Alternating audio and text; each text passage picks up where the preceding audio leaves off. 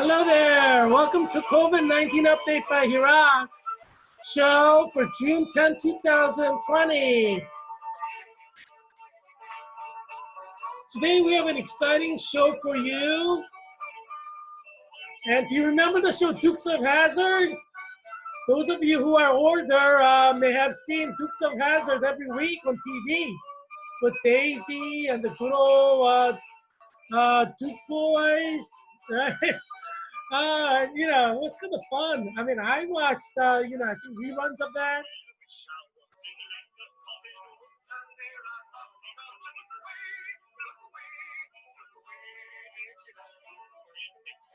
There are a lot of great things about Southern culture.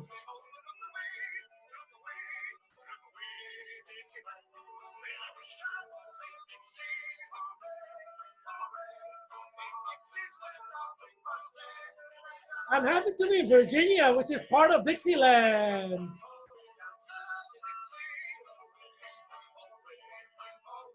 Very great culture. America started from Virginia and Massachusetts, but a lot of the leaders are from Virginia. Culture of Southern gentlemen and Southern belles. I don't know if you've seen Gone with the Wind, but Southern culture, Southern belle culture is a beautiful thing. Important part of American history. The Southern Bells, Dixieland.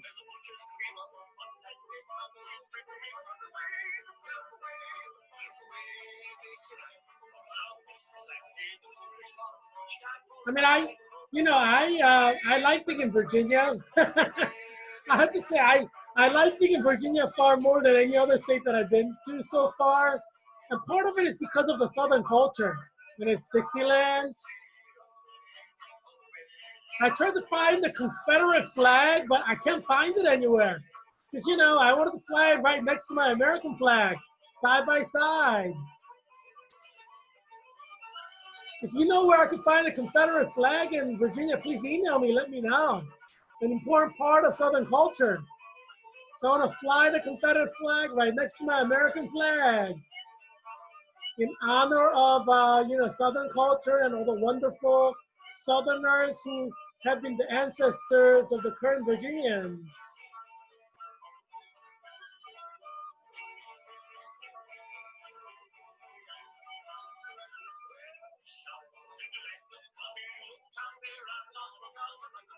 Would you hate to lose something so special like Southern culture? I mean, Southern culture gave us like Southern Kentucky Fried Chicken, right?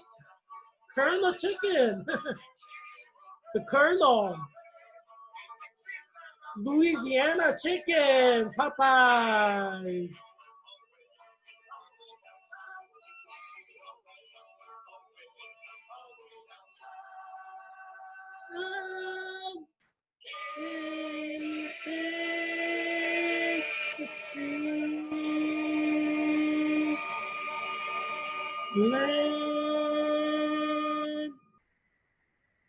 It's I really like being in Virginia. As I've shared with you, my favorite Civil War general is Stonewall Jackson.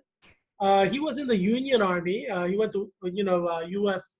Military Academy, and then he joined the Virginian militia because he wanted to protect his family here. Same with Robert E. Lee. They were both major leaders in the Union Army forces.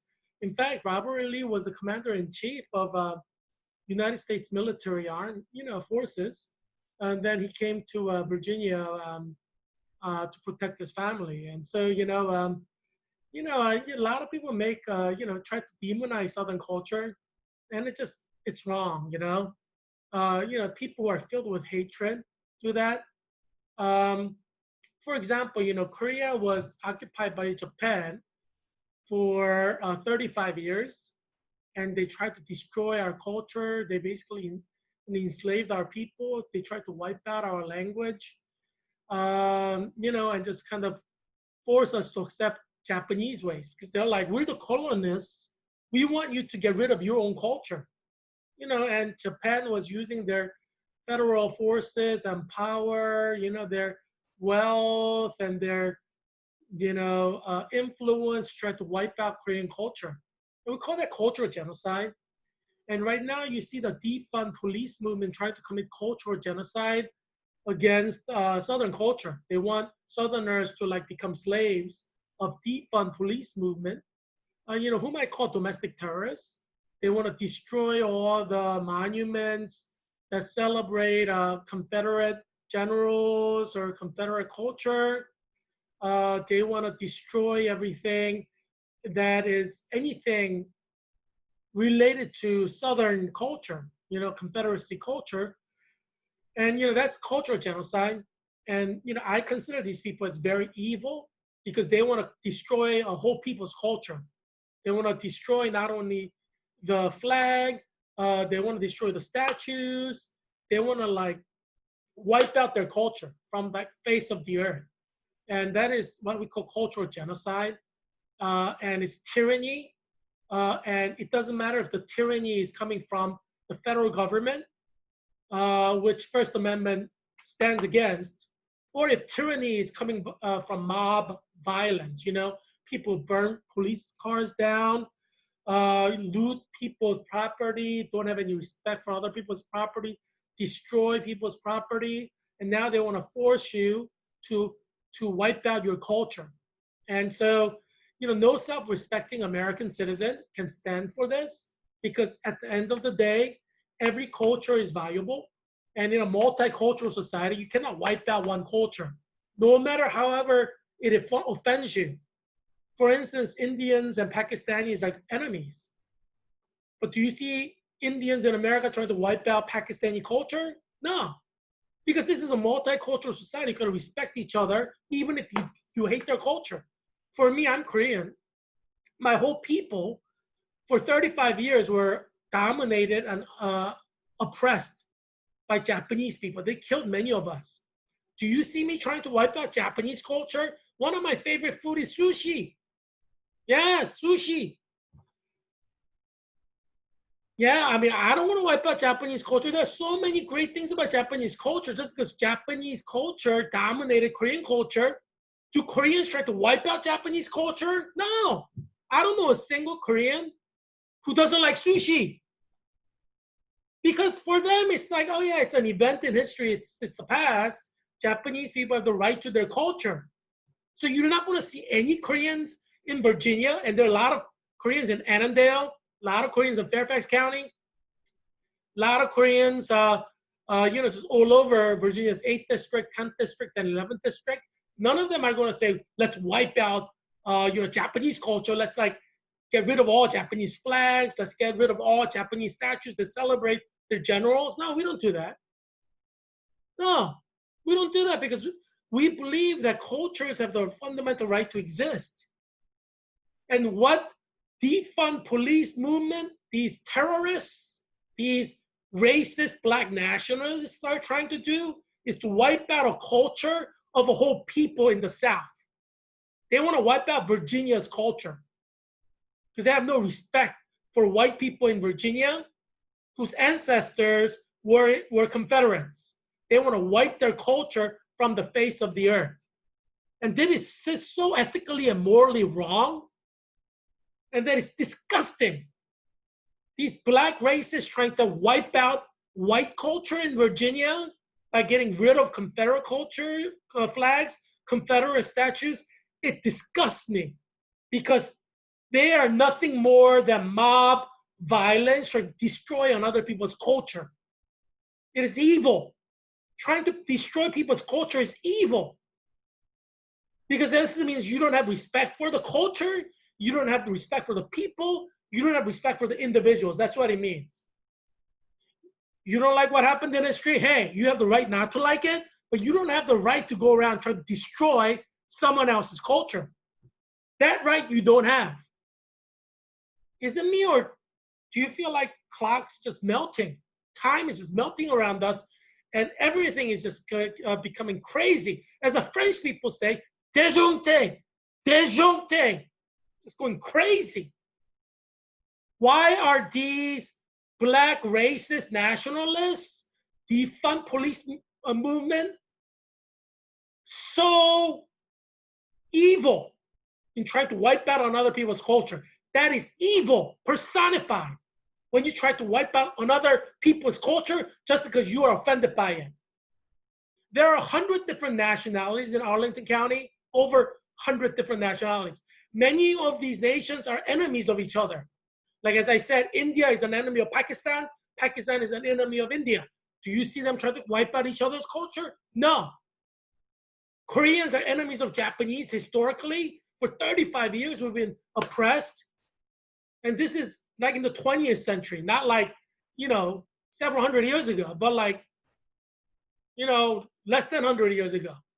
Do you see us trying to wipe out Japanese culture, Koreans? No. Because we believe in a multicultural society. We don't believe in cultural genocide.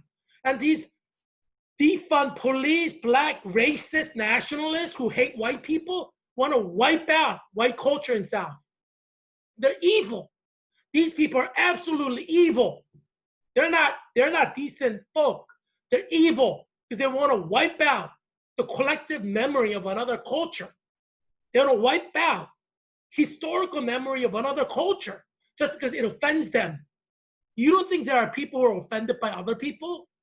The whole 35 years of colonialist Japanese period is offensive to us. Every Korean in Fairfax County, every Korean in Alexandria, every Korean in Vienna, every Korean in Oakton. I'm sure Mark Kim is offended by all of the Japanese culture that tried to wipe out Korean culture. Mark Kim represents Vienna in Virginia legislature. His father is Presbyterian minister like my father. I am sure he's against cultural genocide. And I'm sure he doesn't hate the Japanese or try to wipe out Japanese culture because Japan has oppressed us. Because cultural respect is a fundamental ABC, basics of a multicultural society. You throw out cultural respect for other people's culture, you destroy the multicultural society. And these defund black nationalist racists who hate white people are trying to destroy the multicultural society and multicultural environment of Virginia's 8th District. And that's why I must speak out against this, and I must stand against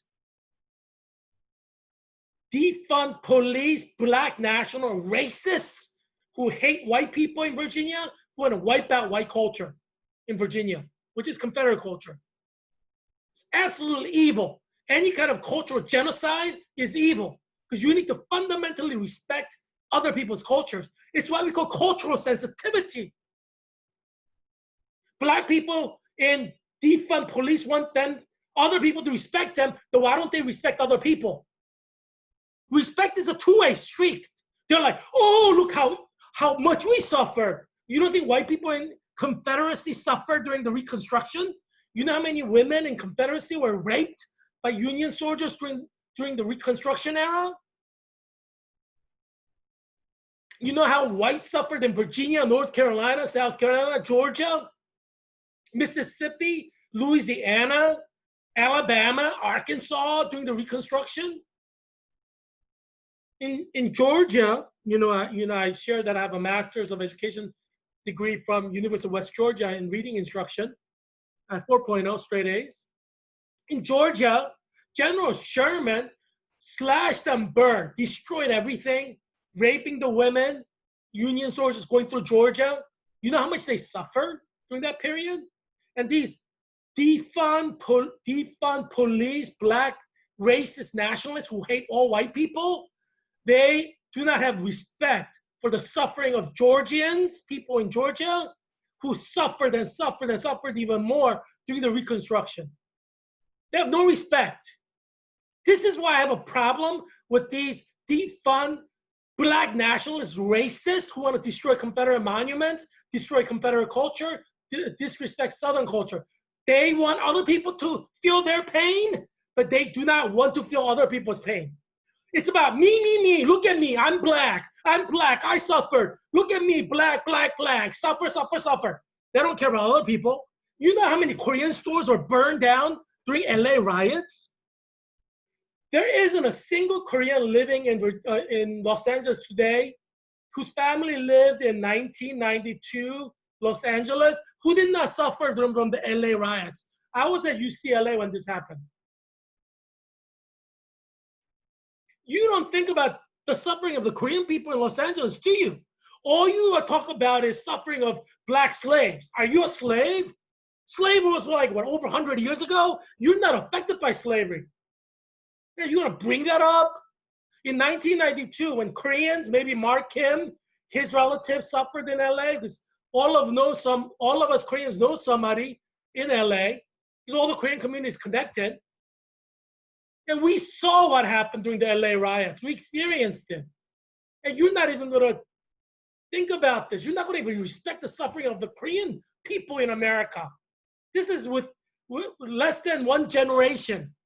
As I said, I was doing my PhD in history at UCLA when in 1992, LA riots broke out and all this violence flooded into Korean communities through these black nationalist riots. And it destroyed businesses, families, individuals. And every Korean in the United States of America will not forget that. The same as Koreans in Korea. This has traumatized the whole community. Now, do you see Koreans trying to go around and trying to destroy black culture because of what happened in Los Angeles? No, because we want to live in a society where different cultures are respected. Do you see what I'm saying? We want black people to have justice, but not at the expense of white culture or white people being discriminated against. And what's happening with defund police, black nationalist movement, is they want to punish all white people. They want to destroy white culture. And that is absolutely evil.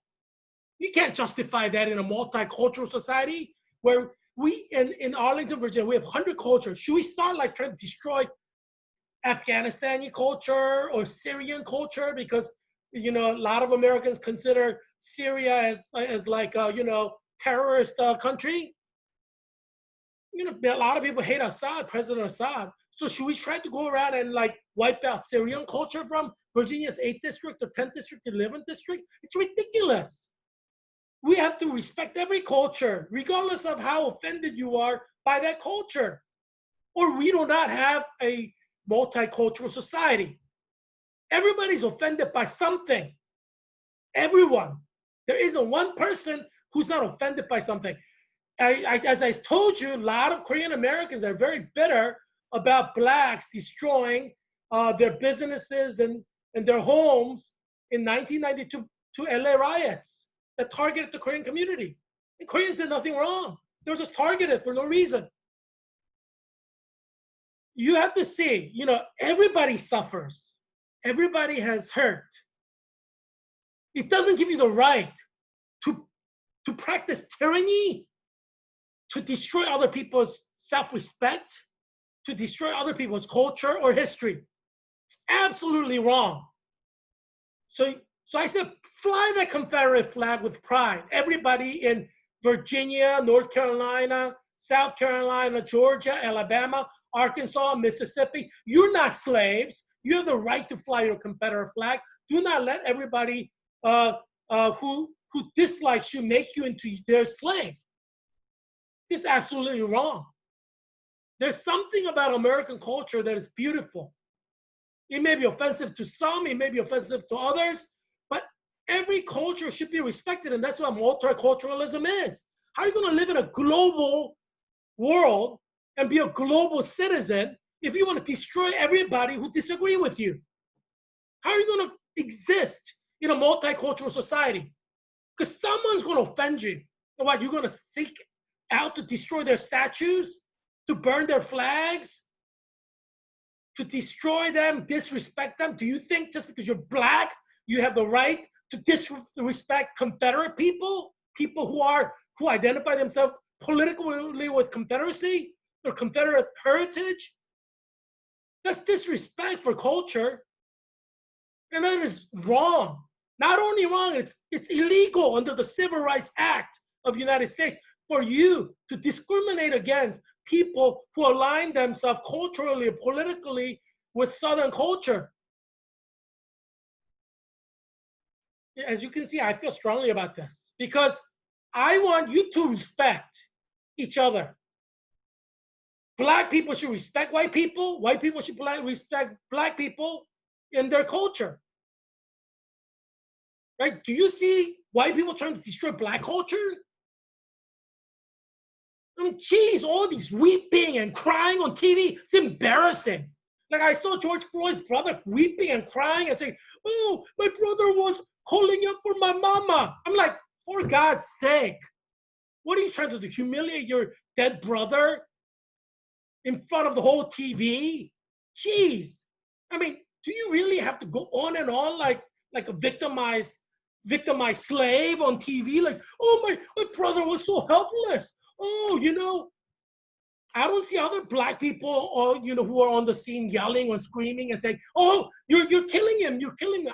I didn't hear any yelling. Did you? I saw the video. You saw the video. I didn't hear any black people yelling to say, "Stop putting the knee on his neck." Have you heard that on the video that was played on TV? If I were there in Minnesota watching this, I would have yelled and screamed and say, "You're killing the guy! Get off the guy!" I would have yelled. Do you see anybody yelling on the video? No, nobody's yelling. They're letting the police officer put his knee, and they're not yelling or screaming. They're all guilty. I still arrest them too. The bystanders who were there, they're guilty of murder too. They were there watching, and they're not trying to stop the policeman. They're just videotaping. They're guilty. I said arrest them. Put them in jail for being accomplices to this murder. It's embarrassing what George Floyd's brother did today. It's embarrassing what George Floyd's sister did today. Just making George Floyd like a helpless black man. They're feeding into the stereotype of the helpless black man. That hurts black people in America far more than what that police officer did, trying to portray a black man as completely helpless. What kind of example are you setting for future generation of black people? That like they should be just victimized? The way that George Floyd's brother talked about George Floyd, I would say was disrespectful. It was just embarrassing. I would never talk about anybody I know that way after they're dead because I don't want to desecrate their memory. But the way George Floyd's brother talked about George Floyd, that is disrespect. I mean, who disrespects the dead like that? That is just absolutely horrible. I was horrified to listen to George Floyd's brother talk about his older brother like he's some kind of a helpless, victimized, individual who's just crying out for mama, mama, mama. Sometimes you create your own image. Do you understand that? All these African Americans, who are testifying today in the Congress, they had their opportunity to portray a positive African American culture, positive African American vision for America. What do? They go there and just cry, weeping and complaining and crying, we're victims, we're victims, we're victims, we're victimized. I mean, for God's sake, that's just embarrassing. What is that? You're castrating George Floyd from beyond the grave. I mean, how disgusting is that? You should honor George Floyd. I didn't see any honoring of George Floyd. It's a desecration of the dead corpse. Man, that's just disrespectful. How can you talk about the dead like that? George Floyd's younger brother must have hated George Floyd to humiliate him like that in public after his death. Oh my God, I had to turn the TV off because I was just so embarrassed for George Floyd. Here is this national hero who in his death raised a movement, and his brother is there just crying and weeping and talking at him like he's a helpless person without any self-efficacy or any kind of will or strength. Is that the way you want to talk about your older brother just died? You know, it's just, you know, it's sad. It's embarrassing. Yeah, I'm sure you felt that way too because you saw the same TV that I saw. You saw a younger brother complaining about, you know, complaining about how helpless his older brother is. Sad. Harry, Harry's looking at me because he saw it too. He saw that on TV. How can you like desecrate a soul like that after death? It's sad. It's absolutely sad. Um, yeah, I'm running for U.S. Congress as an independent candidate in Virginia's 8th district. So vote for me on November 3rd, 2020. As I've said, you know, I have filed a lawsuit against Virginia Board of Elections and against Governor Northam because they didn't give me a waiver for the 1,000 signatures that I was supposed to hand in by June 9th. That was yesterday. So I filed a lawsuit like on June 3rd because, you know, I've been trying to get a waiver because Virginia Governor Northam issued a stay-at-home order on March 30th, make it impossible for me to collect 1,000 signatures. And he had that order going until June 10th, which is today. And so I wrote to Virginia Board of Elections saying, give me a waiver because, you know, it's impossible for me to collect signatures due to Governor Northam's stay-at-home order. And Virginia Board of Elections Commissioner wrote back to me about a month later after I wrote him. I sent the letter right out on March 30th. And he said, well, you know, I don't have the legal authority to give you the waiver. So I wrote to Governor Northam and I waited for weeks for him to respond. He never did. He still hasn't. So I was kind of forced to go to the courts to file a lawsuit against Virginia Governor Northam and Virginia Board of Elections, which I did. So if you go to Virginia Circuit Courts, or, you know, I'm in Arlington, so Arlington Circuit Court, you Google it, Arlington Circuit Court, you could type in my name under civil action, civil, Kim, Heerak Christian, and then you will see the case. You'll see me as plaintiff and Ralph Northam as defendant and Virginia Board of Elections as defendant. So Virginia sheriffs are, I filed on March, June 3rd, so that's filed, in time. And so Virginia sheriffs are serving the subpoenas. And so that's going on until November 3rd. Obviously, I would like to see justice before that. And Governor Northam give me the waiver. But yeah, we're going until November 3rd. So follow this exciting fight. Governor Northam, you want to take me on? Come on, Governor. Come on, Governor. He looks like a wuss, Virginia Governor Northam. I don't know. He looks like a wuss. So I'm not afraid. Yeah, let's duke it out, Governor Northam. Let's duke it out outside right now. Outside. I'm just kidding, obviously. But he does look wimpy. I mean, he's no Arnold Schwarzenegger. If Arnold Schwarzenegger were governor of Virginia, I'm sure he wouldn't do that because Arnold Schwarzenegger is man of honor. But I would be afraid to kind of, say, let's go outside. Let's duke it out. Let's duke it out. Governor Arnold Schwarzenegger, let's duke it out. I'll be afraid to do that. But Governor Northam, he looks so wimpy, and we'll see. And Sissy, was probably a nerd in high school. I actually was a nerd in high school, but I learned Taekwondo. Yeah. No, actually, we don't do that. But this looks good than like general Taekwondo moves. So, yeah. But anyway, yeah. So, so I'm duking it out with Virginia Governor Northam. Yeah. So you have an exciting summer ahead of you. Heerak versus Ralph. I don't know. Kim versus Northam. I don't know which one sounds better. Well, let's sit on that for a while. But yeah, so we have an exciting summer coming along, and you see the Dukes of Hazzard with Daisy there. Who doesn't like Daisy, right? Yeah, so let's go to the death figures for last 24 hours. 916 people have died from COVID-19 in the last 24 hours. As I said, there's like 1,000 people dying every day in America. 1,000 people are dying in America every day. And as I said, it's spiritually speaking from the perspective of Romans chapter 1, which is the New Testament, which condemns homosexuality, and where there's a promise that God will send wrath of God for homosexuality. So from a spiritual perspective, from a New Testament Christian perspective, you can see this as God's wrath evidencing itself in the world. Because why else would God kill 1,000 people in America every day in the summertime if he's not angry at America for homosexuality? So what I would encourage you, I mean, this is only if you want to live, you know, and appease God.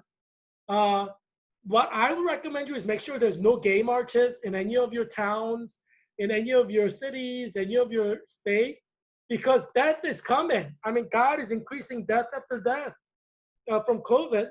And in Asia, no one's dying because, you know, Asians, they kill homosexuals. Most Asian countries kill homosexuals when they arrest them. So it doesn't matter if they're democracy or communist or socialist or, you know, monarchy, you know, yeah. Yeah, so no one's dying in Asia, basically. But a lot of people are dying in America, 1,000 per day.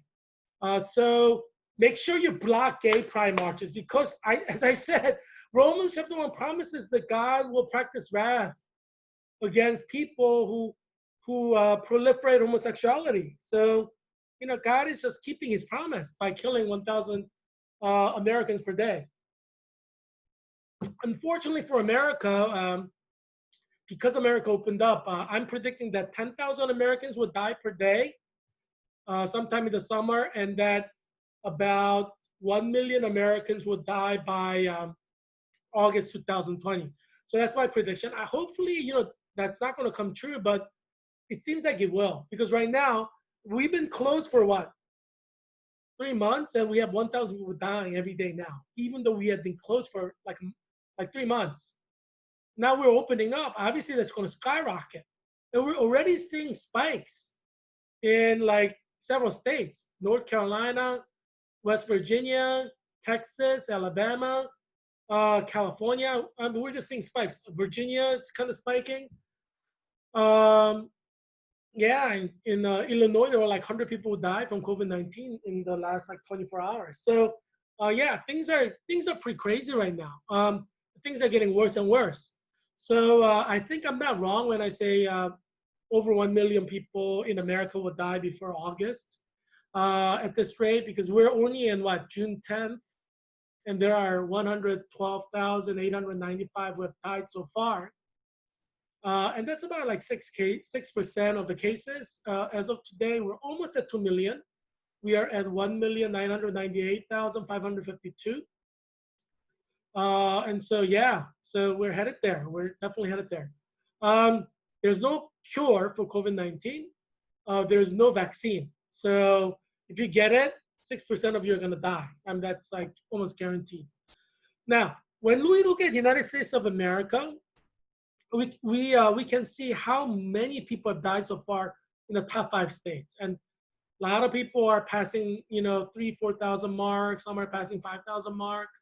And look at this. New York had 380,156 cases, out of whom 30,542 people have died. So 88% of people who get COVID are dying.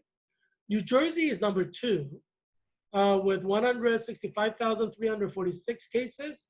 And out of them, 12,377 people have died. So 7% of those who get COVID are dying.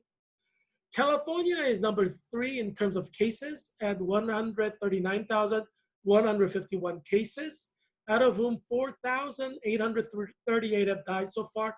And that's like 3%. So California is doing pretty good in terms of percentage, but the cases are kind of skyrocketing. And California may displace New Jersey as number 2. We'll see. Cases, they're getting like 2,000 cases per day, like for a couple, like over a week now. Illinois is number 4 at 129,837 cases. And out of that, 6,095 have died. So 5% of the cases have died. And in Massachusetts, we have 104,156 cases, confirmed cases, out of whom 7,454 have died. So 7% of the confirmed cases have died. But as you know, America is kind of turning crazy. It may be COVID-19 that's just like making everybody crazy. That may be the case. But a lot of TV shows are about to be canceled because of these angry black mob, black nationalists trying to destroy the police.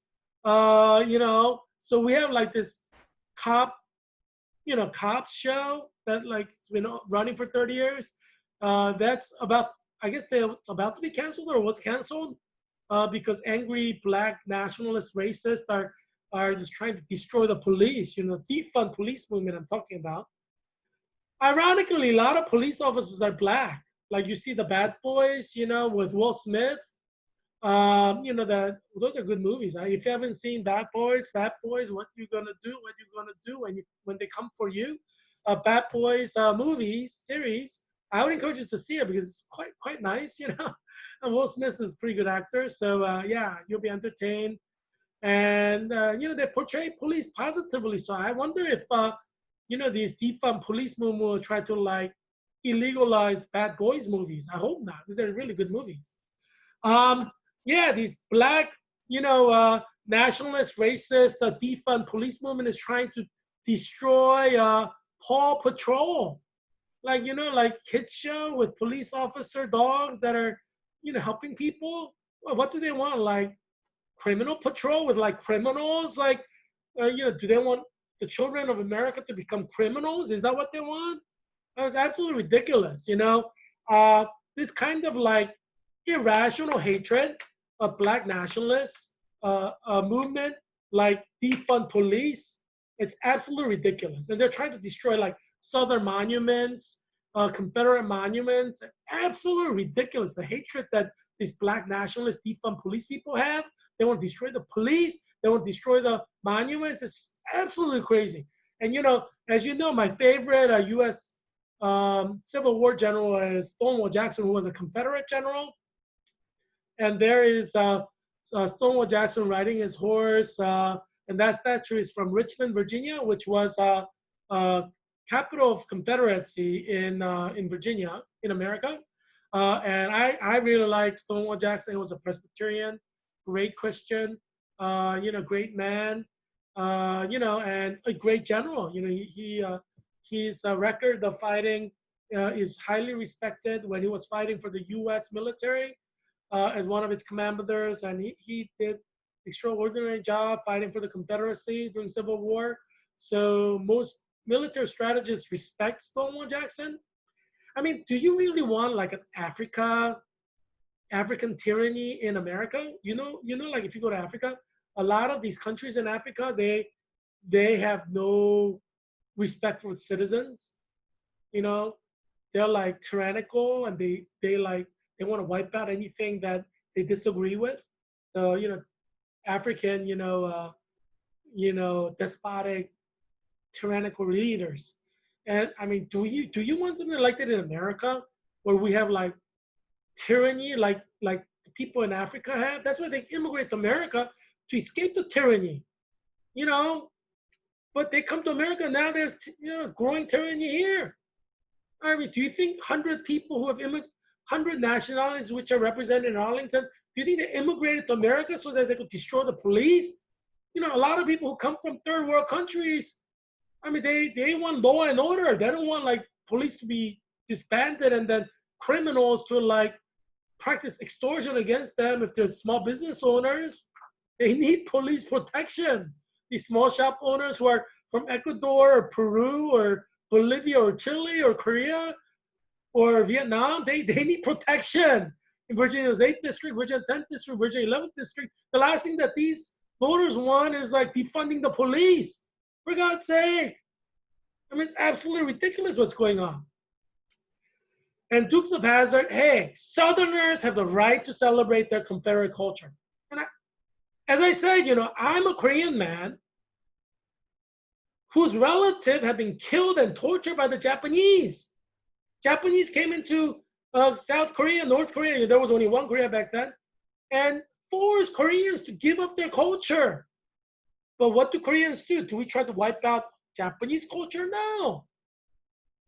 There are a lot of Koreans in Fairfax County, Alexandria, Arlington, Annandale, Vienna, Oakton, um, Falls Church, who know what it feels like to have a cultural genocide in the form of oppressive regimes.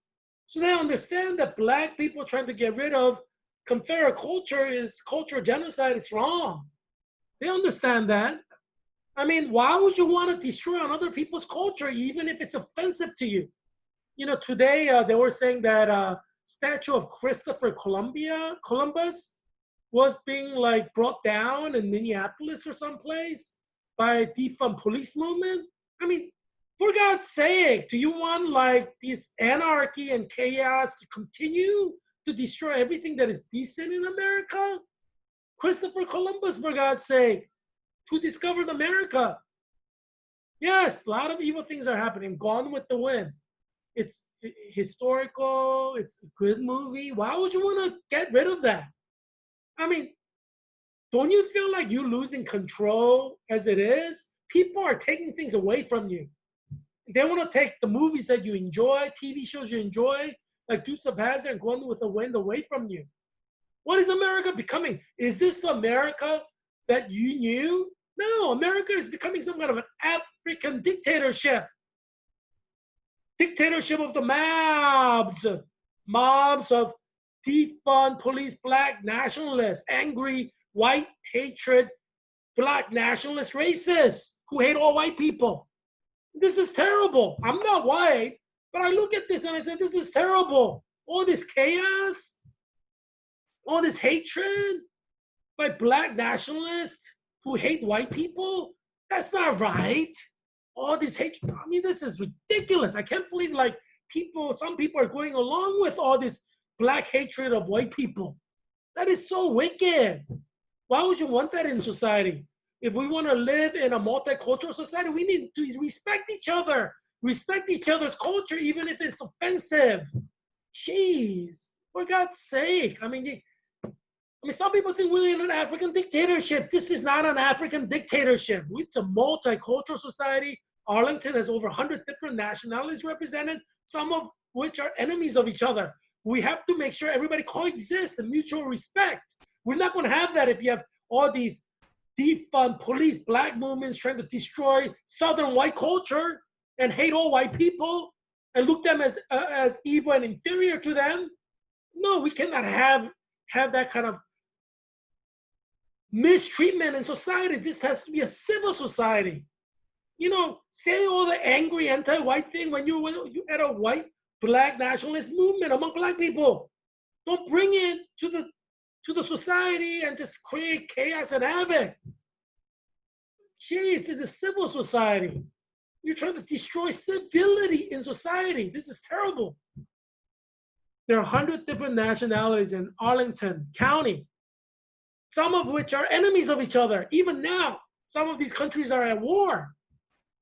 Now, how are we going to maintain a civil society if we allow like defund police Black nationalists to trump around in Virginia doing chaotic mob-like stuff and expressing their hatred against white culture? Jeez, I mean, we need a civil society. We're not going to have civil society with disrespecting the First Amendment, disrespecting other people's culture, no matter how offensive it is to you. So vote for Heerak Christian Kim for Virginia's 8th District, Arlington, Alexandria, Falls Church, and Fairfax County, because I will fight for your First Amendment rights. You have the right to associate with whoever you want in your private time, whether if you're Black nationalist, you have the right to associate with other Black nationalists in your free time. You say whatever you want in those meetings. Just don't bring it out to civil society, which is made up of multicultural people who are from different backgrounds. Just respect everyone. That's all I'm saying. Let's respect people. I mean, these defund police, they have like implicit bias against white people. And they're bringing it out into civil society and creating all this havoc. And it's not good for anyone. It's not good for the future of America. It's not good for civil society. It's not good for peace and justice and law and order. It's not good for anyone. We don't want like chaos in our society. We want respect. We want multicultural society, which is respectful of each other in civil society.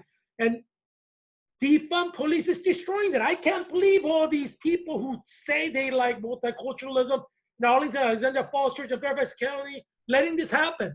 Shame on you. Shame on you. You don't want a multicultural society. You're just big chicken. You don't have the backbone to stand up and say, look, let's respect each other. It's embarrassing. It's embarrassing. You should vote for me at least as an act of courage so that I can rescue Virginia's 8th district for all this chaos. Tom Byer obviously doesn't have backbone to speak up about this, but Heerak Christian Kim, independent candidate for U.S. Congress in Virginia's 8th district, does. He's going to speak out about this because there is ethics to multicultural society that should be undergirded by mutual respect. And that's what I'm emphasizing. Black people should respect white people in civil society. White people should respect black people in civil society. Let's not try to destroy each other's statues. I mean, geez, it's like a playground. You know, I am an elementary school teacher, right? At Savoy Elementary School, which is a school of 100% African-American students. And I see children fighting. And they think what they're fighting for is the most important thing in the world. And they're convinced. You can't like dissuade that from that. And two little kids, 5th graders, are fighting. I have to create peace and mutual respect and understanding among these 2 5th graders who are fighting and they think they're right. Or sometimes you have a bully like beating up on the other guy because he thinks he has the right to do that. And as a 5th grade teacher, I have to like, create peace and order and understand. That's what I feel like now with all these like defund police, black nationalists, racists, targeting whites and white culture. I feel like I have to step in and say, hey, let's play fair. Let's play fair. No justice, no peace. No justice, no peace. Blacks deserve justice. White people deserve justice. Koreans deserve justice. Everyone deserves justice. No justice, no peace. It's not just George Floyd who needs justice. Every American deserves justice. Why are you making this into like, oh, only Black Lives Matter? I like Black Lives Matter, but I do not put only O-N-L-Y in front of Black Lives Matter. But these black nationalists, defund police, they are saying only Black Lives Matter.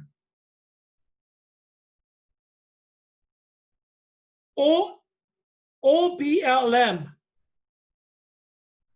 OBLM, it has become an OBLM. And that's not right.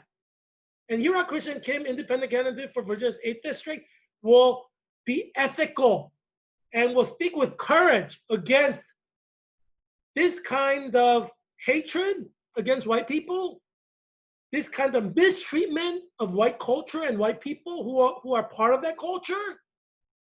Somebody has to stand up for ethics and righteousness and justice and say, you cannot mistreat white people. Just because you are mistreated, you think you cannot go around and treating other people, mistreating other people like that. That's wrong. Have you heard of like people who are victimized, become victimizers? Like there is this study in healthcare.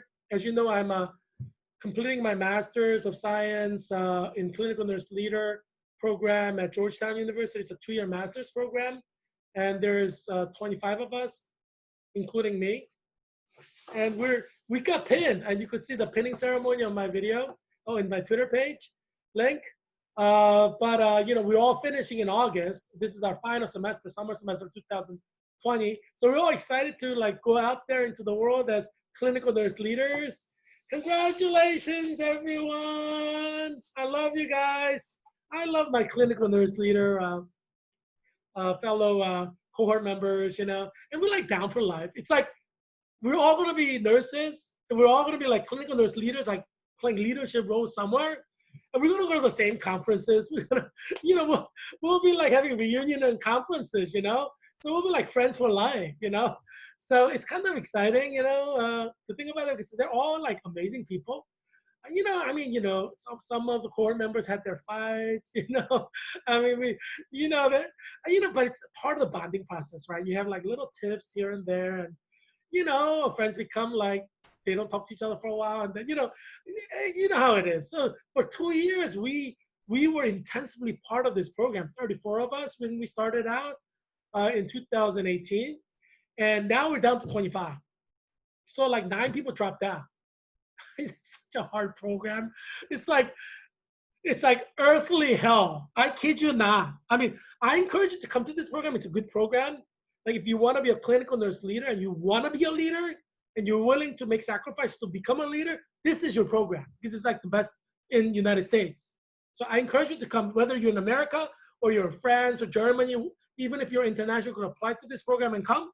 So I would encourage you to come and participate in this program, whether you're an American or Korean, Japanese, Chinese, German, Saudi Arabian, or, French, Scandinavian, whatever.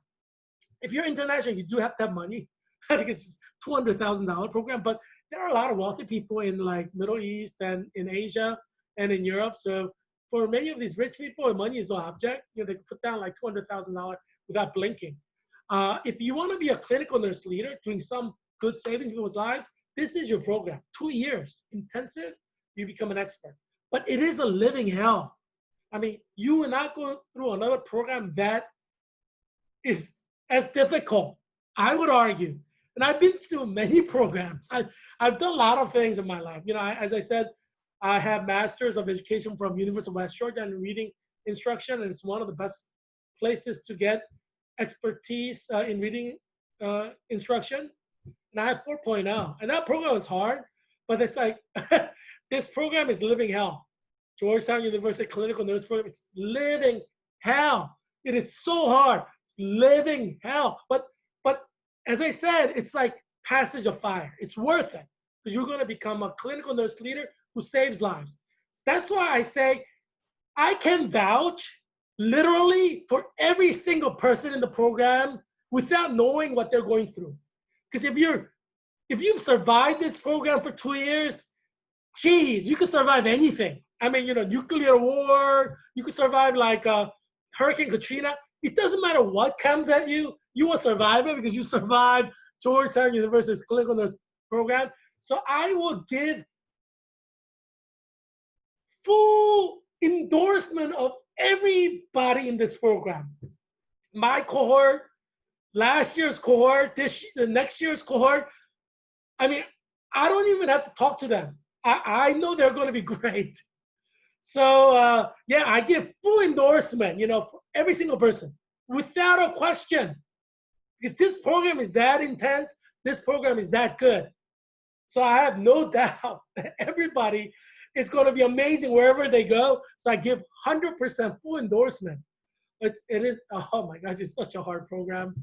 I mean, I have like 3.5. I'm going to come clean. I know you think I have 4.0, but geez, it's hard. I have 3.5, which is like, I guess like an A- average. I'm trying to raise it up a little bit more this semester. So I'm working really, really hard.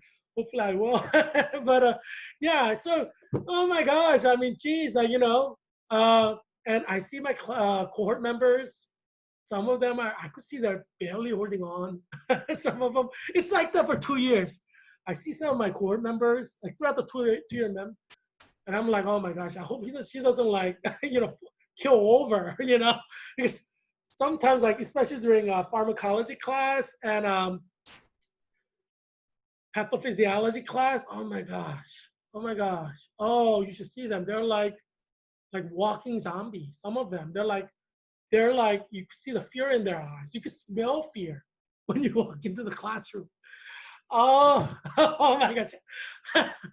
Oh yeah, I mean, you have to be part of the program to know what I mean. But every one of us 25 know exactly what I mean. Like my core members, yes, I'm talking to you.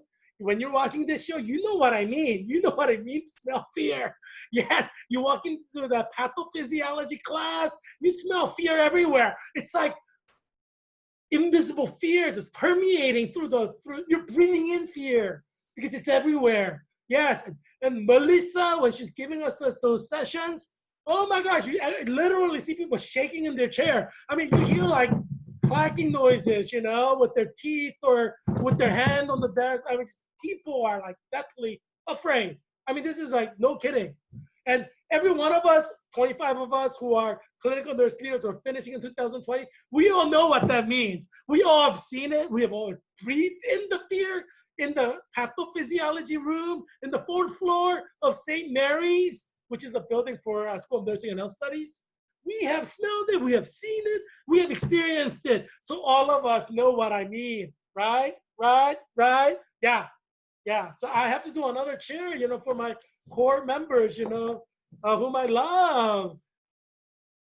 Congratulations! You did it! I did it! We did it! Yay! Oh my gosh, I don't know if our professors can understand what we have gone through because, you know, they're the ones doling out the pain.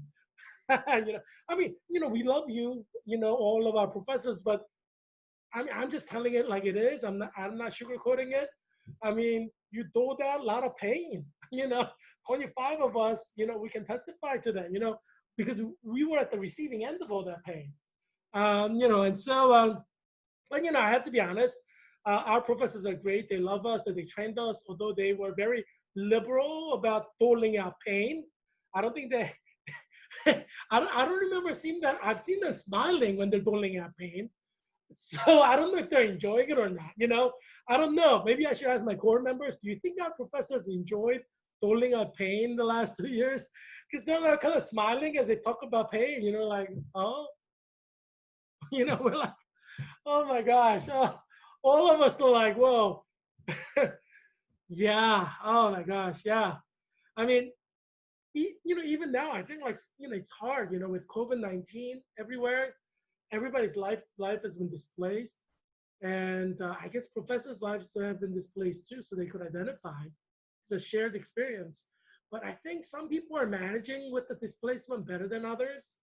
You know, I see among some of my core members, those who are still like struggling. I mean, it's been only 3 months. So, you know, grieving process, in a sense, everybody's going through the grieving process. Let's be honest here. What are the grieving process? Number one, we did not have a graduation ceremony that was physical. We did not have pinning ceremony where we are physically walking up to receive our pins, you know, even hug our teachers. No, we did not have a single graduation party. We're gonna have a lot of parties. I'm sure like during graduation week, I'm sure like one person would probably threw a party a day. Like out of 25 of us, there would have been like 6 parties at least during that week. But no parties. So you see, so right now it's you know, there are people grieving in the sense, you know, they're grieving the loss of the fun and joy that they could have experienced that they did not because of COVID-19. And I think in that sense, I think maybe professors cannot identify because they experienced the fun and the joy and excitement.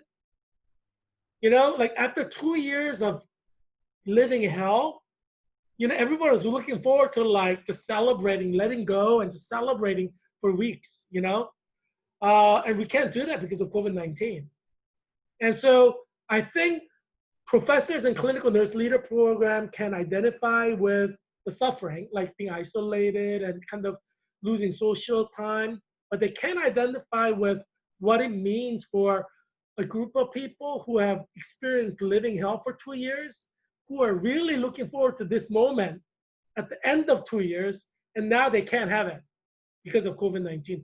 I think maybe some people maybe have to grasp it intellectually, but they're not the ones experiencing it. They didn't experience living hell for 2 years. I mean, no. I mean, yeah, it is. It is living. I can't sugarcoat it. I'm sorry about that.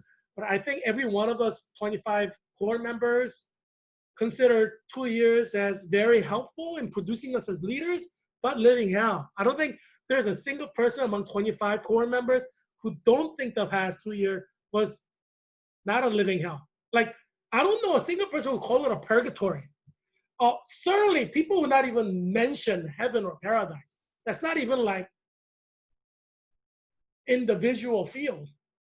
I mean, just to give you a picture, we had like one of the smartest students who flunked 3 pathophysiology classes. She was afraid she was going to flunk out of the program, or she flunked 2 of them. And then she finally, was able to survive, peak bypassing.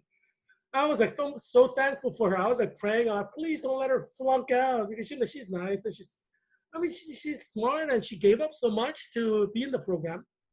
Uh, you know, I was like, I was like so worried that she would flunk out, because she shared with the rest of the court, the whole class, that she flunked first two exams. They were like, oh no, she may not make it, because you have to maintain a certain average for the exams. But thankfully, she was able to survive. I'm like, thank God she survived. So she's graduating with us. Yay! Congratulations to you. You know who you are. You know who you are. Congratulations to you.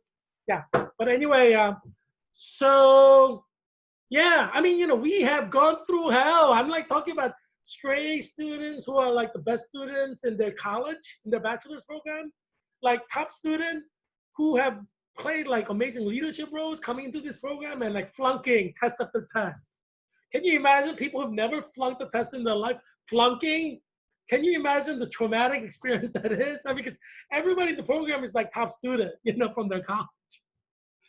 Oh my gosh, you have to experience it. I'm smiling now because it's like, this is like our last semester and stuff. But oh my gosh, I mean, there's still tears in my eyes as I smile because I still vicariously, viscerally feel the pain of not only myself but pain of others, because I've seen people, go through pain.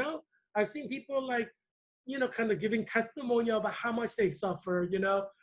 I've shared with you one of our core members. She was sharing with the rest of the court that like she was taking a shower and she just like plopped down and just started crying uncontrollably on the floor.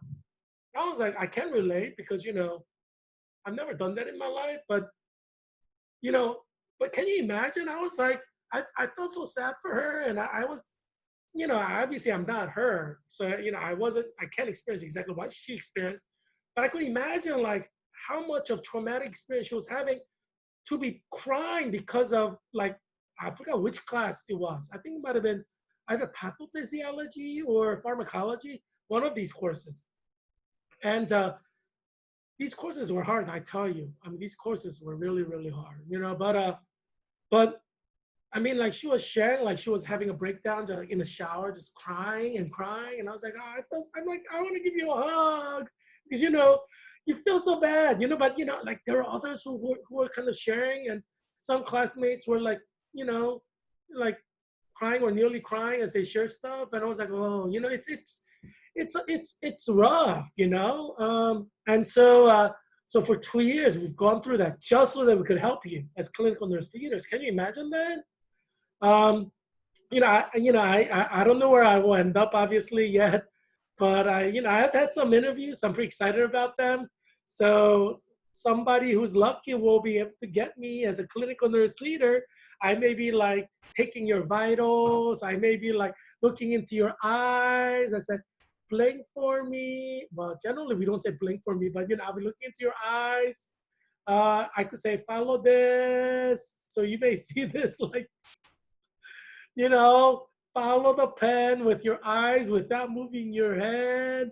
And basically we're checking to see if your eye muscles are working properly. Yeah, so you may see me in your local hospital, whoever hires me, you're lucky if you have me, But yeah, just to give you an update, I had some interviews. So I'm pretty excited, because it's like, because this program, it's the summer semester, is the final semester. So I'm like interviewing for like nursing positions, at different hospitals in the area. So it's exciting time for me because, I've been training for 2 years to save your life, so obviously, I'm not rich like Don Bayer, who owns like what, how many car dealerships? Yeah, he's like a multi-millionaire guy. I'm like, I work with my hands. Well, I do literally because I'm a nurse. So, I have to pay for everything. I had to fight for everything I got. I'm an immigrant boy. I came to America as an immigrant. I had to learn English from scratch. I just speak Korean. I didn't know English. So I had to learn the language from scratch. I had to rough it out in the black neighborhood where there are a lot of gangs. And I made a lot of good black friends as well, but it was a rough neighborhood. People were dying, getting shot and by stray bullets, as I shared, like in my dad's church, there were like a lot of people died, like, a couple of my friends and their father got shot. He stopped the police like at the a stoplight, and somebody carjacked his car and shot him in the head. And yeah, you know, the daughter went to MIT, the son went to University of Pennsylvania. But yeah, they became fatherless, like out of the blue.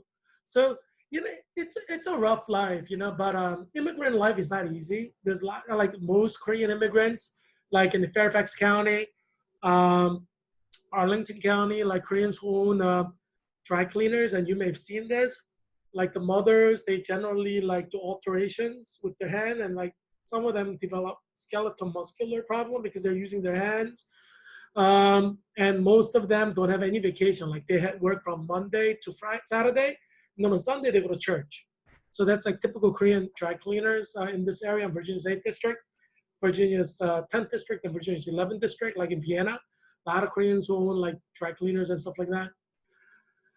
Yeah, immigrant life is rough, and all of us Koreans, we understand it. We don't even have to talk about it because it's part of our experience, experience in our church, and so one common experience for Korean churches is getting shot to death by Black criminals in Black neighborhoods.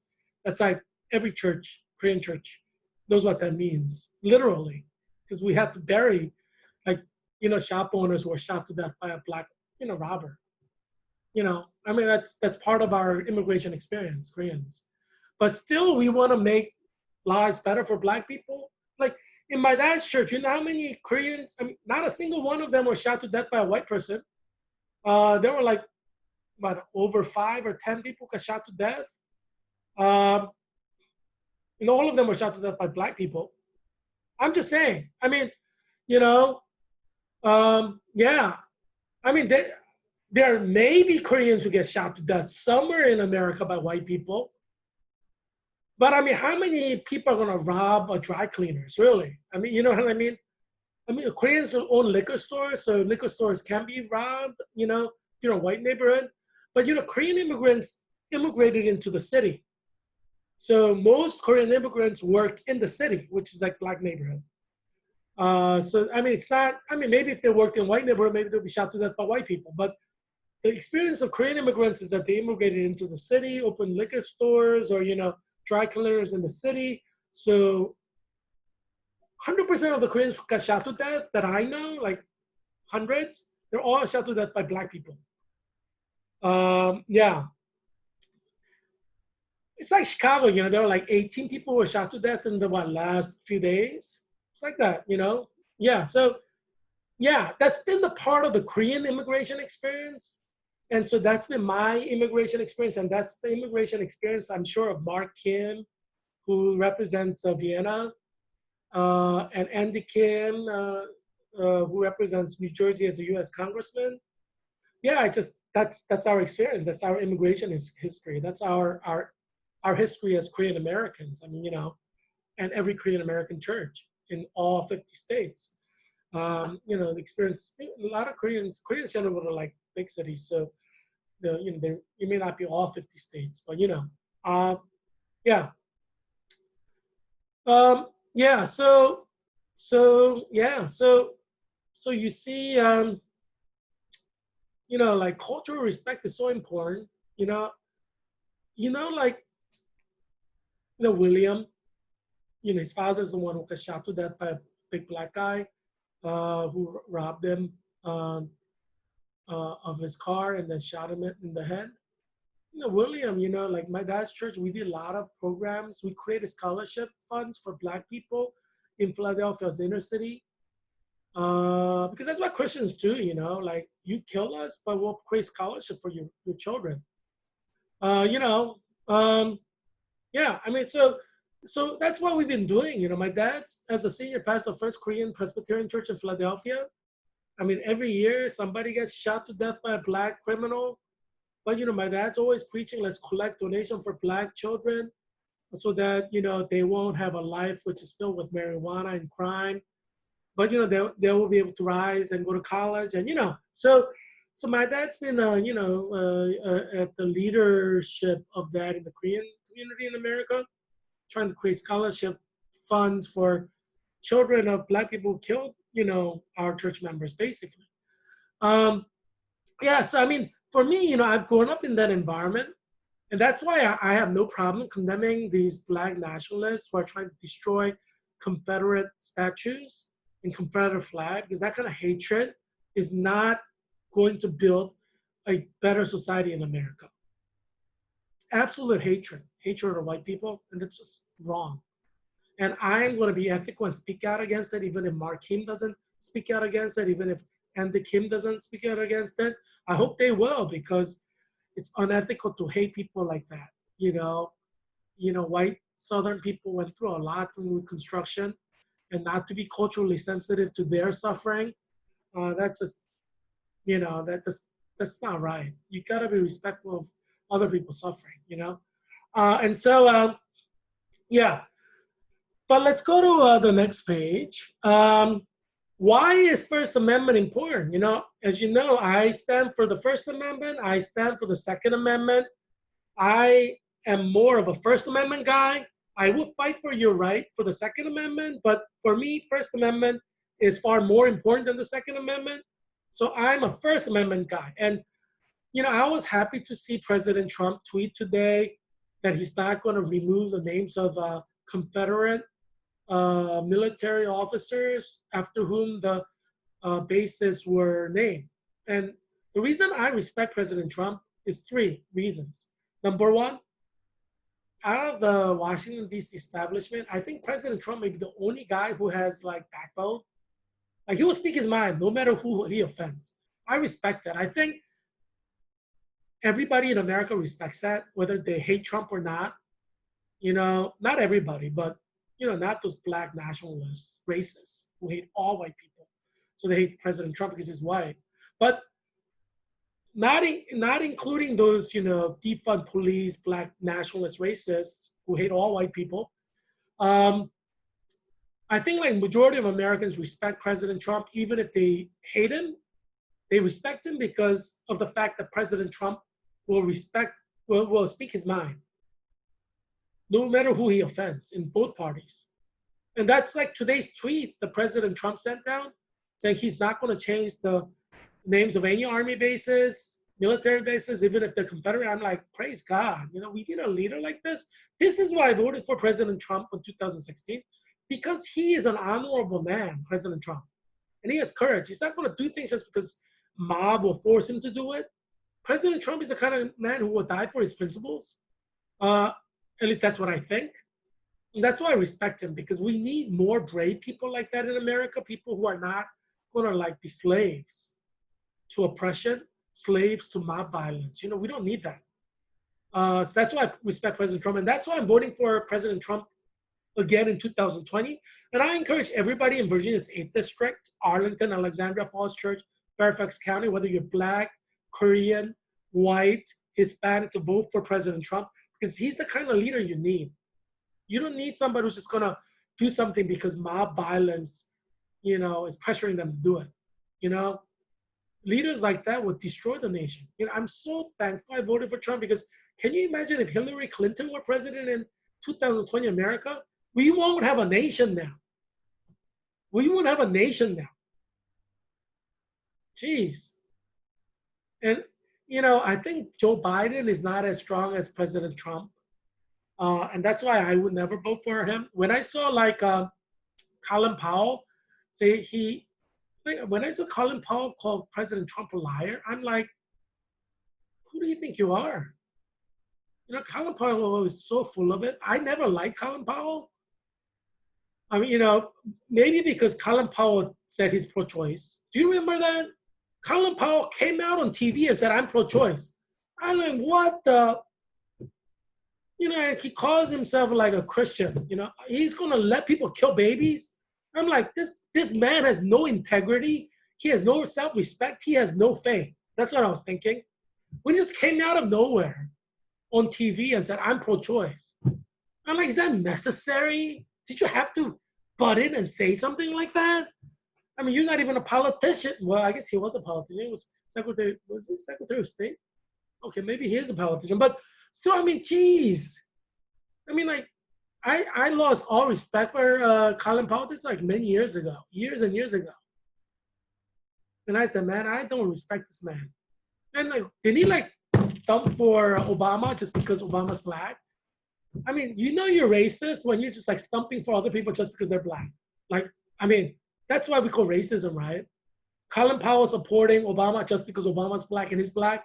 I call that racism because if Obama were white, Colin Powell probably would not have supported him, right? That's how you know somebody was racist, because they support somebody just because of the color of their skin.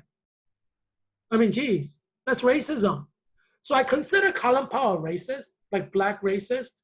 Like he will vote for blacks just because they're black. That's racism, you know? And so, yeah, I mean, what do you think racism is? You're discriminating against other people because of the color of their skin. I mean, Colin Powell voting for Obama because of the color of his skin, that's racism. I don't respect that. I mean, geez, and he thinks he's like so right, self-righteous. President Trump is a liar. You always lie. Blah, blah, blah, blah, blah, blah. Yeah, I'm like, speak to the hand. Speak to the hand, buddy. Speak to the hand. But anyway, yeah. So why is First Amendment important? Because it is about creating a multicultural society. For me, First Amendment is important because there are so many different nationalities represented. Unless we give freedom of speech to people, right, to peacefully assemble and do their thing, enjoy whatever racism they want to enjoy in their free time. Colin Powell, I will fight for your right to be racist and vote just for black people. I mean, because that's your right. You know, I just don't like the fact that you call President Trump a liar. Like, he always lies. It's not just a liar. It's like, he always lies. I mean, just who always lies? It doesn't even make sense. But anyway, but I will fight for your right, Mr. Colin Powell, to be a racist and vote for black people just because they're black. I will fight for your right to do that because this is a free country. You're guaranteed your rights on the First Amendment. So yes, Mr. Powell, you have the right to be a black racist, which you are, because you just vote for black people because they're black. I mean, geez, that is racism. A lot of black people are like this that I met. Like, they hate Trump because he likes white nationalists. I mean, that's racism. I mean, geez.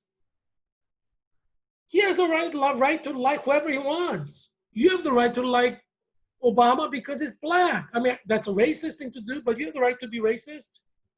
Yeah, but so, you know, I don't know. I mean, just, you know, I think more black people are racist than white people. Like, in my personal experience, like, more black people are racist because there are so many black people who support Obama just because he's black. Like, if Obama weren't black, they wouldn't support him. You know, that is racist. And I've seen so many black people like, they're like, the fact that he's black and became president is the most important thing. I'm like, what? Why is it the most important thing? I mean, what a racist thing to say. That black person, regardless of what he believes in, regardless of what he does, becoming president is the most important thing just because of the color of his skin. That's like a racist thing to say. And I've heard this from so many people. And I'm like, geez. So my conclusion is that more black people are racist than white people. Because you will hardly hear like white people say, yeah, I'm just going to vote for somebody because they're white. People don't say things like that. You know, I haven't heard it. Have you heard it? And so, I mean, even just the discourse, the way people speak, it's problematic, I mean, I would say. And I don't think black people see what they're saying. It's what I call implicit bias, because they don't think it's racist to say, like, I'm going to support Obama because he's black. They don't think it's racist. It's racist because you're supporting Obama just because of the color of his skin, right? And you're excluding other people because of the color of their skin. That's racism. So I don't think they understand the implicit bias that they're participating in. I don't think they understand that. They talk a lot about it, but they don't see it. They don't see that they're doing it. So I guess that's why they call it implicit bias, because they don't see it for themselves. When they're being racist, they don't see that they're being racist, you know, because of their implicit bias, you know. Yeah. Anyway, yeah. So the First Amendment says Congress shall make no laws respecting an establishment of any religion, you know, or prohibiting the free exercise thereof. So, it basically saying, you should be able to practice whatever religion you want. As you know, I want to bring America back to God on biblical principles, right? So there are moral principles in the Bible that I understand to be universal. 10 Commandments. So these moral principles, I have the right to support it. I have the right to call on these moral principles to be the guiding principles of our nation.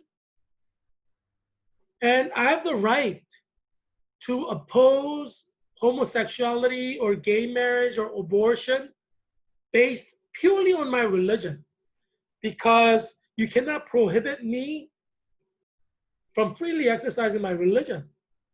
So opposing gay marriage is part of my exercising my religion, right? My right to my religion. And obviously opposing gay marriage exists in Hinduism, Islam, Judaism, traditional Judaism. So it's not just particular to Christianity, but you can't discriminate against me because I oppose gay marriage. I oppose homosexuality because my religion requires me to oppose gay marriage as a Christian who follows Romans chapter 1. I mean, you could say I reject that, and some Christians do. They're really not Christians if they reject the Bible. But anyhow, so First Amendment guarantees my right to call for illegalization of gay marriage, illegalization of homosexuality, illegalization of abortion. And so you have the right as American citizens to practice your First Amendment rights without being persecuted or arrested. You have the right to your freedom of religion, to stand against gay marriage, to stand against homosexuality, to stand against abortion. You have your right. So free speech is important. And obviously the Second Amendment is your right to bear arms. And generally, the idea is you have the right to bear arms so that you can protect yourself, but also protect yourself against anybody who's trying to oppress you, like the government or whatever. Because as you know, during the time of American Revolution, there was this government, British government, who was oppressing us. And because we were able to carry arms and we were able to protect ourselves against Britain, Great Britain, the United Kingdom. Yeah. Right now, it's a sad time in American history because it doesn't seem like we can have a July 4th parade. I don't know if we're going to have a July 4th parade in DC. Maybe they could still have the fireworks and air it live on TV, even if the people are not there. But it'll be a shame if we don't have a July 4th celebration. In my opinion, I think every city should have a July 4th fireworks, whether there are people allowed or not. And then just make sure TV covers it so they can watch it from their home, And some people could watch it from their windows or whatever, But yeah, I think every town, every city should have a fireworks celebration, even if you don't let people come to any site to see it. Because I think we need to celebrate the birth of our nation. And it's something that unifies us as a nation, so we need to do that. So I would encourage every town, every city that always had July 4th celebration to do that this year, even if you don't allow anybody to come out. You could have a curfew, whatever, but you should still have the fireworks, in my opinion.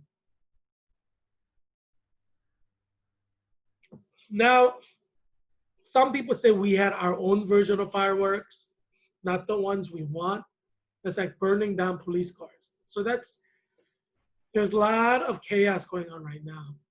And, I know that a lot of Americans are disturbed by all this hatred of police officers.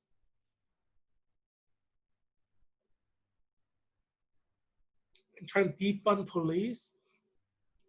And rightly so. You should be kind of shocked by it, and you should be disturbed by it, because you need the police to protect you. I mean, what are you going to do when you call 911? Oh, my daughter is being raped, 911. Oh, sorry. The police has been defunded. We don't have a police department anymore. Do you see what I'm saying? You need the police. You can't defund the police. But Democrats are trying to defund the police. And that's the problem. And you need to really ask Governor Northam what his position on defunding the police is. You need to ask uh, Don Beyer, the U.S. Congressman, Virginia's 8th District, against whom I'm running as an independent candidate, what his position on defunding the police is. You need to ask every city councilman in Alexandria what their positions are on defunding the police.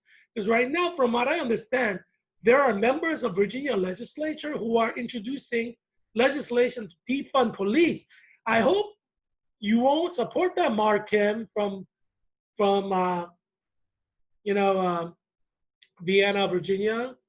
There are some things that you should not support. You gotta go with your conscience and ethics. You cannot support defunding the police, whether you're Republican or Democrat. But unfortunately, right now, Democrats are kind of going crazy. It's like they're possessed by Satan. They want to defund the police. This is why, as voters, you have to rescue the state. You have to, on June, election day, I think it's like June 23rd, you gotta vote Republican to send a message that you don't agree with this defund the police thing. Yeah, you need to send a message like whoever is pro defund police, vote them out in the primaries. You need to send the message. I know I've already cast my vote for Republican primaries for U.S. Senate to run against Mark Warner and by mail-in ballot. But I know like some of my friends are going and actually physically voting on that day on June 23rd. It's a big event because there's a lot of excitement among Republicans in Virginia because they feel like because of the defund police movement, whoever wins the Republican nomination in June will be able to beat Mark Warner in November. So there's a lot of excitement among Republicans with this Republican primaries. Yeah, so but let's see. I mean, I agree. I think you can beat Martin Warner in 2020 just because of the defund police movement. It's just crazy. I mean, who wants police defunded? Doesn't even make sense. Anyhow, I hope you enjoyed this show. As you know, I created this show to help you survive COVID-19 and also survive other things that happened during the COVID-19 era. As I said, I'm expecting 1 million Americans to die by August 2020 because all the states are opening up and a lot of states are seeing death rates rise, confirmed cases rise. So be careful, just wear your mask, practice social distancing, stay at home if you can. Make sure you keep your children at home, monitor them, if you're outside with them. Don't let them just wander around, get COVID and die. Yeah, so I'm here to save you and your children and your family. So watch this show every day. And also don't forget to vote for me on November 3rd. And don't forget to call Ralph Northam and Don Beyer or email them or text them or, write a letter to them saying, give Heerak Christian Kim the waiver for the 1,000 signatures. Yeah, I mean, it's going through the court system, but I need your help. I need you to put pressure on Governor Northam and Don Beyer. So please write to them, collect signatures, from your community and write to them and demanding that they give me a waiver. So yeah, I'm trying to help you. You need to help me, right? It's a two-way street, helping each other. That's what it's all about. So help me get to U.S. Congress so I can help you. You know that you need me. Look at all the crazy stuff that's going on. You need me in U.S. Congress, right? Yeah, you know that. So I will look forward to seeing you tomorrow. So I hope that you'll be well and that your family will be well too. And don't be among the 1,000 who dies in the next 24 hours from COVID, okay? Yeah, so I look forward to seeing you tomorrow. So I hope you'll be well. Okay, bye.